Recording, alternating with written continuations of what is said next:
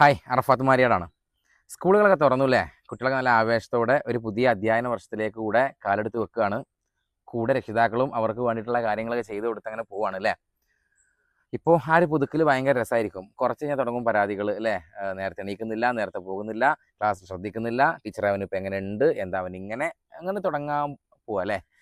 അപ്പോൾ ഞാൻ പറയുന്നതേ, നമ്മൾ കുട്ടികൾക്ക് വീട്ടിൽ നിന്ന് കുറച്ച് കാര്യങ്ങളൊക്കെ ചെയ്തു കൊടുത്തു കഴിഞ്ഞാൽ, കുറച്ച് കാര്യങ്ങളിലൊക്കെ അവരെ കൂടെ ചേർന്ന് കഴിഞ്ഞാൽ ഈ കുട്ടികളുടെ കോൺസെൻട്രേഷൻ, അവർക്ക് ക്ലാസ്സിലുള്ള ശ്രദ്ധ കാര്യങ്ങളൊക്കെ നല്ല രീതിയിൽ കൊണ്ടുവരാനും മറ്റു വേണ്ടാത്ത കാര്യങ്ങളിലേക്ക് അവർ പോവാതിരിക്കാനൊക്കെ സഹായിക്കും.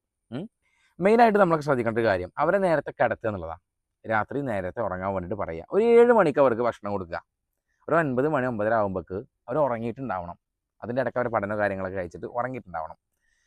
അങ്ങനെ രാവിലെ നേരത്തെ ഒരു 5:30 മണിക്ക് 6 മണിക്ക് അവരെ എണീപ്പിക്കുക. അപ്പോൾ ഒരു 7-8 മണിക്കൂർ അവർക്ക് ഉറക്കം കിട്ടുവേ. നല്ല ആരോഗ്യം ഉണ്ടാവാൻ അതിന് ഏറ്റവും മെയിൻ ഘടകമാണ്. ഓക്കെ. എന്നിട്ട് നേരത്തെ എണീപ്പിച്ച് അവർക്ക് പല്ലൊക്കെ തേച്ച് ബ്രഷൊക്കെ ചെയ്ത് കൊടുത്ത്, സാധിക്കുമെങ്കിൽ രക്ഷിതാക്കൾ അവരെ മുമ്പിൽ വെച്ചിട്ട് കുറച്ച് വ്യായാമം ചെയ്യണം. അവരെ കൊണ്ട് ചെയ്യിക്കണം എന്നല്ല, കാണുന്ന കാര്യങ്ങളെ കുട്ടികൾ വേഗം ക്യാച്ച് ചെയ്യുക.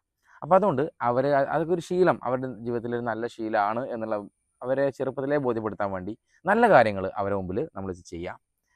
എന്നിട്ട് നമ്മൾ അവരെ സ്കൂളിലേക്ക് അയക്കുക.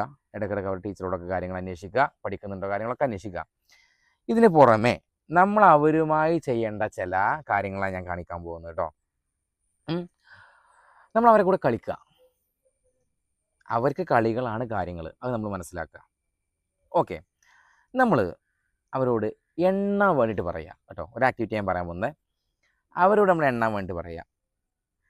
100 മുതൽ താഴേക്ക് കൗണ്ട് ചെയ്യാൻ വേണ്ടിയിട്ട് പറയുക. അപ്പോൾ കുറച്ച് ചെറിയ കുട്ടിയാണ്, 100 വരെ എണ്ണാൻ പഠിക്കാത്തൊരു കുട്ടിയാണെങ്കിൽ ആ കുട്ടീനോട് നമ്മൾ എന്ത് ചെയ്യുക, 50 മുതൽ താഴേക്ക് എണ്ണാൻ വേണ്ടി പറയുക.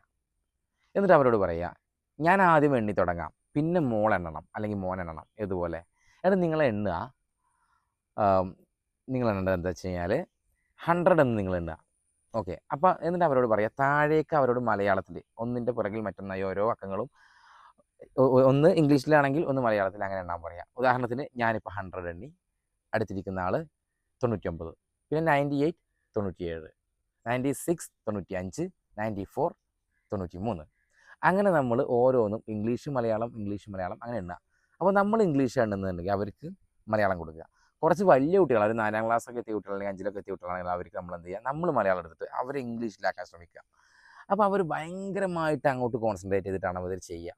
ഓക്കെ. ഇവരുടെ ഒരു കോൺസെൻട്രേഷൻ ലെവൽ വർദ്ധിപ്പിക്കാനുള്ള ഒരു മാർഗ്ഗമാണത്. ഇനി നമുക്ക് ചെയ്യാൻ പറ്റുന്ന മറ്റൊരു രീതിയാണ്, യോഗയിലെ നാസിക മുദ്രയും ചിന്മുദ്രയും കൂടെ ചേർത്തിട്ട് ഒരു പരിപാടി ഉണ്ട്. അടിപൊളി പരിപാടിയാണ്.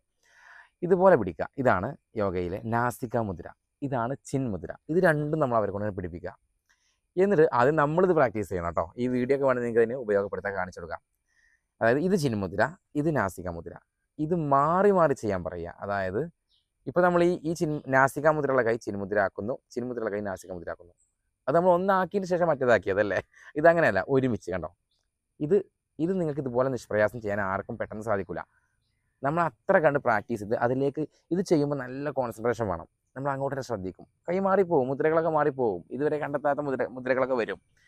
ഇത് നല്ല രസകരമായിട്ട് ചെയ്യാൻ പറ്റുന്നൊരു കാര്യമാണ്. ഈ സമയത്ത് അവരുടെ ഏകാഗ്രത വർദ്ധിപ്പിക്കാം, വളരെ നല്ലതാണ്. ഈ ആക്ടിവിറ്റീസ് ഒക്കെ ചെയ്ത് കഴിഞ്ഞാൽ അവരെ കൂട്ടുകാർക്ക് പരിചയപ്പെടുത്തി കൊടുക്കുന്നത് മാത്രമല്ല, അവർക്ക് ക്ലാസ്സിലൊക്കെ ശ്രദ്ധിക്കാനുള്ളൊരു അവരുടെ മൈൻഡ് അതിനെ കണ്ട് സെറ്റ് ആവുന്നുള്ള മറ്റൊരു കാര്യം.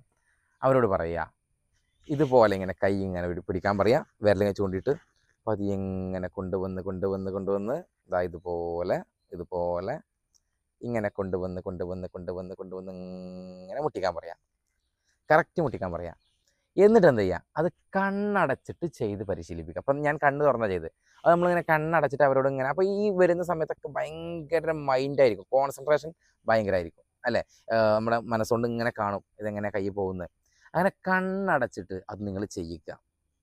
അത് നിങ്ങൾ പറയുക, ഞാൻ ഒരു 10 വരെ ഞാൻ ഒരു മിനിറ്റ് സമയം നോക്കി വെക്കാം, നീ എത്ര പ്രാവശ്യം ചെയ്യുന്നുണ്ട് നോക്ക്, എന്നിട്ട് ഞാൻ ചെയ്യാം, ആരാ ജയിക്കുന്നത് നോക്കാം.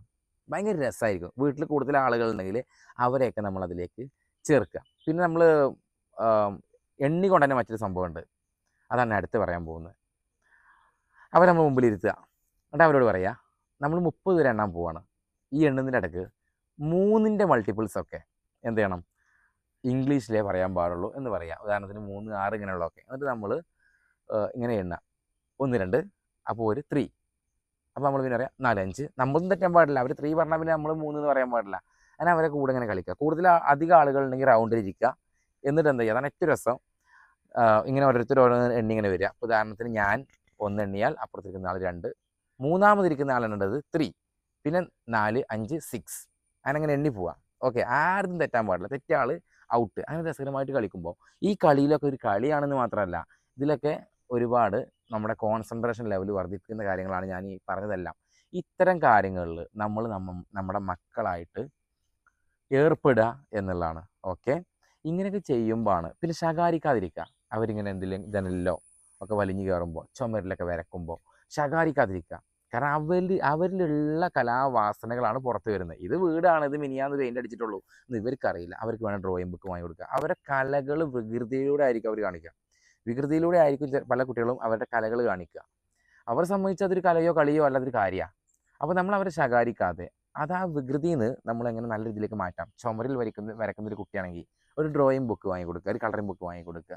അങ്ങനെ ഒരു മരത്തിൽ വലിഞ്ഞു കയറുന്ന ഒരു കുട്ടിയാണെങ്കിൽ അതിനുള്ള എന്താ പറയുക കാര്യങ്ങളൊക്കെ ഇപ്പോൾ ഉണ്ടല്ലോ. പാർക്കിലൊക്കെ പോയാൽ നമ്മൾ കണ്ടിട്ടില്ല, ഇങ്ങനെ വലിഞ്ഞു കയറുന്ന ആർമിക്കാർ കയറുന്ന പോലെ. അതിനുള്ള കാര്യങ്ങൾ ഇപ്പോൾ വീട്ടിൽ നിന്ന് സജ്ജീകരിക്കാൻ പറ്റും. വളരെ സേഫായ രൂപത്തിൽ അത്തരം കാര്യങ്ങൾ. ചില കുട്ടികൾക്ക് ഭയങ്കര അഡ്വഞ്ചർ ആയിട്ടുള്ള കാര്യങ്ങളായിരിക്കും ഇഷ്ടമുണ്ടാവുക. അവരുടെ ഇഷ്ടങ്ങളെ അവരുടെ വികൃതിയിൽ നിന്നാണെങ്കിലും കണ്ടെത്തിയിട്ട് അത് നല്ല രീതിയിലേക്ക് അതിനെ മാറ്റി അവരെ സപ്പോർട്ട് ചെയ്യാൻ ശ്രമിക്കുക. അവരെ ചേർന്ന് നിന്നാൽ മാത്രം മതി മക്കളെ, പിന്നാലെ നടക്കണ്ട, അവർ നന്നാവുന്നേ. അപ്പോൾ ഉഷാറാവട്ടെ. ഈ പറഞ്ഞ കാര്യങ്ങളൊക്കെ കുട്ടികളെ പരിശീലിപ്പിക്കുക.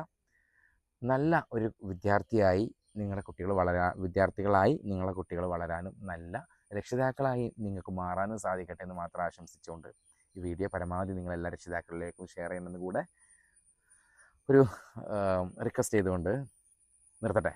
വീണ്ടും നല്ല വീഡിയോകൾ കാണാതിരിക്കും. ബൈ.